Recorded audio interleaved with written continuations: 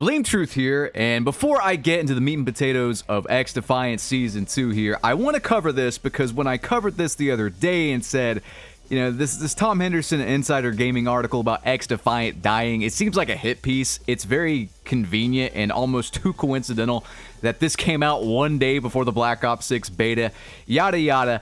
So this is just a Dexter2 article covering this. Reports of XDefiant's death have been greatly exaggerated. It says, is XDefiant on its last legs?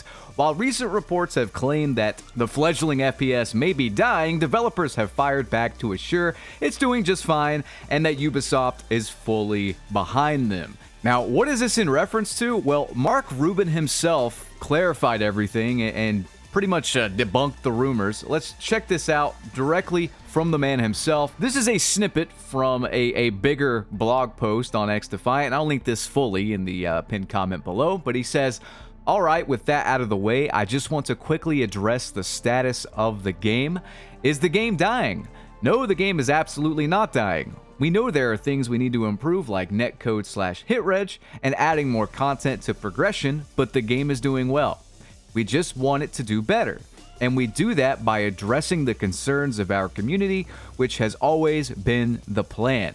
Ubisoft is very much behind us and has allocated more resources to the team in order for us to do that. When I covered this in a video and talked about how I had sources behind the scenes, that just directly went against what the Insider Gaming article said. I was called a conspiracy theorist, a coper, yada yada. So here it is directly from the source. I mean, if you want to believe a Trust Me Bro article from someone, you're more than welcome to. I'm going to trust the dev team that's been honest with us from the start, and I'm just going to go from there. So, yeah. Anyway, let's get into the actual Season 2 content and beyond here.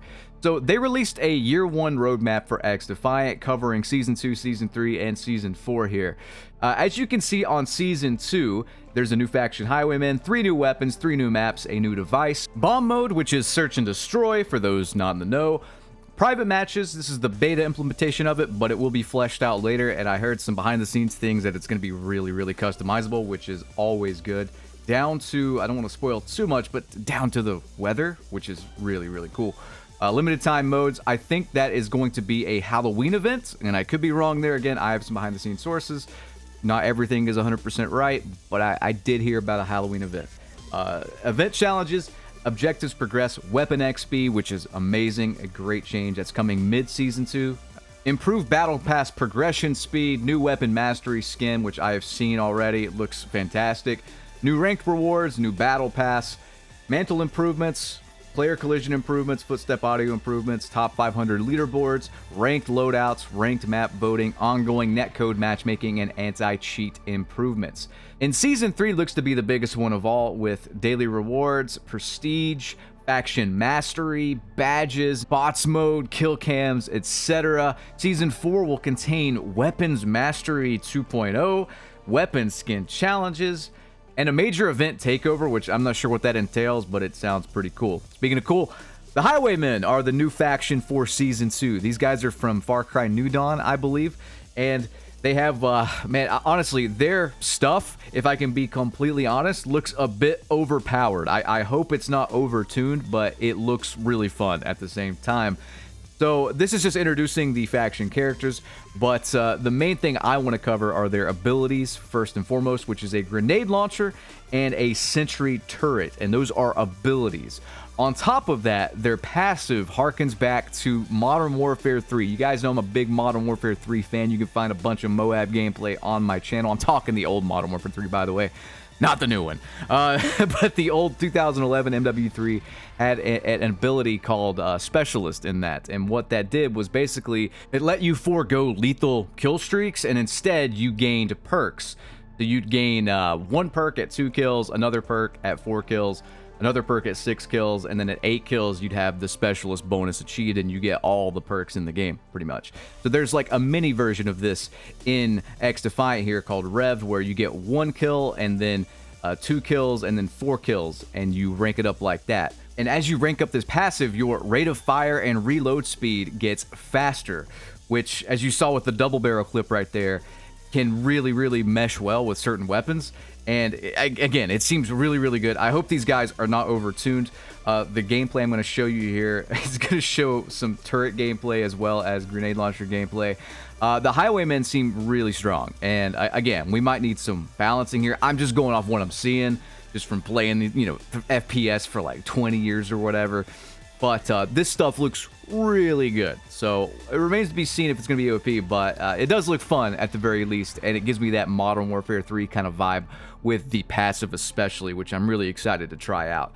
But anyway, guys, we're going to go into the Ultra now, which is the SAW launcher, and this kind of ricochets off of walls and stuff, so it's going to be really good in like Echelon HQ, which they're showing right here in the gameplay kind of demonstration.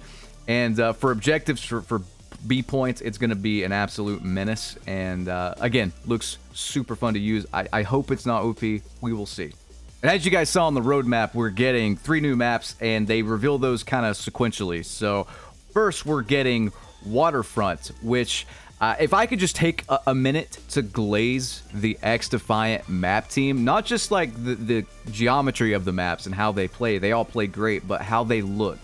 I memean, these maps are beautiful, full of color, and fit the theme of what they're trying to go for. Again, this is a Highwaymen Far Cry themed map here. It's just a gorgeous map. I think objectively, even if you're a Call of Duty fanboy and you just hate XDefiant with every fiber of your being, like, these maps look phenomenal. Yeah, I truly do think they look fantastic, and I think they play really well as well.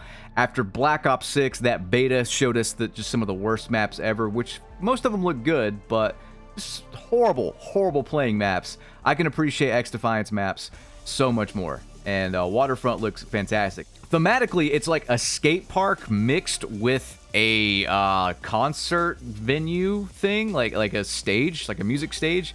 Looks like there's a ship here as well. It's a fairly large map. It's larger than what we typically have seen with the Season 1 map releases with like Rockefeller and Clubhouse and whatnot. And just from the gameplay I've seen, it looks like it plays really well. There's this weird thing where people think that if it's a large map, it's bad. I think Call of Duty has just conditioned us to accept that if a map is large, it's bad. But that's not always true. Some of my favorite maps in the Call of Duty space are larger. Like, one of my favorite maps is Overgrown from Call of Duty 4. A very big map, but it played super well back then. And I think this is going to play super well. I trust these map designers. They've pretty much given us nothing but hits, except maybe like Mayday. But aside from that, these maps are usually really good, and they play really well. So, Bomb! Search and Destroy. This was supposed to come mid-Season 1, but got delayed, or like at the end of Season 1, but got delayed, and we're getting it now. I'm not really a Search and Destroy guy. Truthfully, I have not played Search and Destroy, and I'm being 100% honest here, since Call of Duty 4. If you go to my channel right now and you search and Destroy, you're going to find something from like 15 years ago, like a piece of gameplay. So for those that enjoy this mode, rejoice, but I am not one of them. Any kind of one life mode, battle royale or whatever, shit is just too slow, too tactical for me.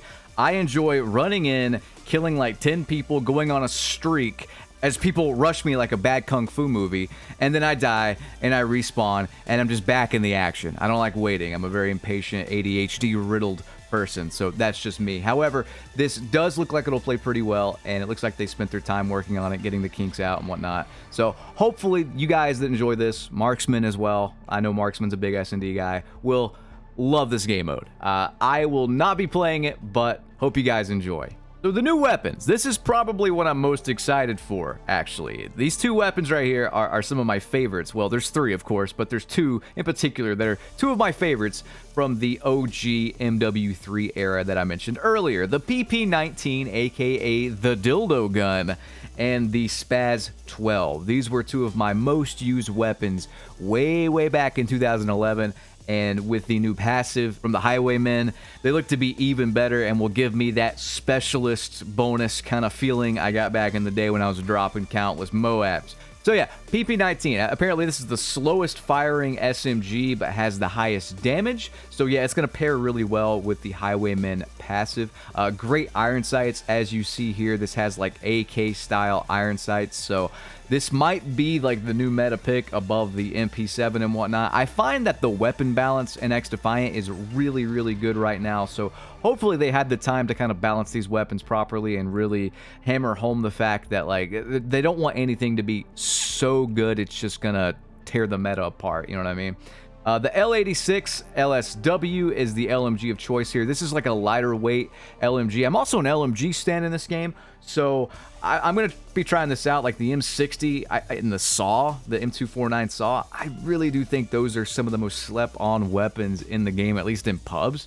So the L86 here is going to kind of bridge that gap between assault rifles and LMGs and offer some increased movement speed, increased reload speed, and just overall be a more lightweight mobile option that you can use if you don't like kind of holding objectives. But I mean, I still move around quite a bit with my big giant M60 like I'm John Rambo, so I'll enjoy this either way. This might be like the sleeper pick for me, but we got to transition into this PAS 12 here. This is the thing I'm most excited for. Semi-auto, doesn't have a magazine. It reloads one shell at a time. So again, it's going to really benefit from the Highwayman passive where you get faster reload and faster rate of fire as you progress through a streak. And man, I'm a shotgun guy. If you guys have followed my channel for any amount of time, give me good shotguns. I will be happy. And I'm so sorry for anyone that doesn't like shotguns, but like this is going to bridge that gap between the pump action and the AA-12 in this game. And I'm going to probably run this even more than the AA-12. I think I got the AA-12 Prisma. That was my first titanium Prisma weapon. I'm probably going to get this, not only Prisma, but the new Mastery Camo within the month. I'm going to use it that much. So, PAS 12, how I missed you, and I am going to be in heaven. And finally, to round this out, the new skins. So one thing I've been critical about with XDefiant is that the skins in the shop are just not really that great. And these look pretty good from what we've seen. I hope there's more than this even. But these skins look awesome. I think if they really hammer home the cosmetics and really flesh out the store and make it more premium, we'll say, then I will be buying a ton of skins. I really like the fact that, again, I can buy these skins and they don't disappear in 9 months to a year like a Call of Duty game. I buy these skins, I have them for life, I can keep selecting them for years to come as long as the game's, you know, up and running and whatnot. So that alone makes me want to purchase stuff in this game more than like Call of Duty, for example, because I don't touch Warzone. I don't play Warzone. And even that's not safe because all the stuff from Warzone 1 didn't carry over to Warzone 2. So I'm here just to, I don't know, buy something and then 4 years down the line still be able to access it. Again, if they really hammer home the skins here, then I will be super happy. But guys, I'm out of time. Let me know what you think of XDefiant Season 2. The game, according to Mark Rubin, is alive and well, and I don't know, man, I'm pretty pumped. I'm pretty pumped for all this, personally. I've put in like 300 hours just in XDefiant so far. Like, this is my fucking game. I'm not trying to glaze it or anything. It's just I enjoy the game, so I will continue to play it. I hope you guys enjoyed. Rate, comment, and subscribe. Ring that notification bell. Peace out.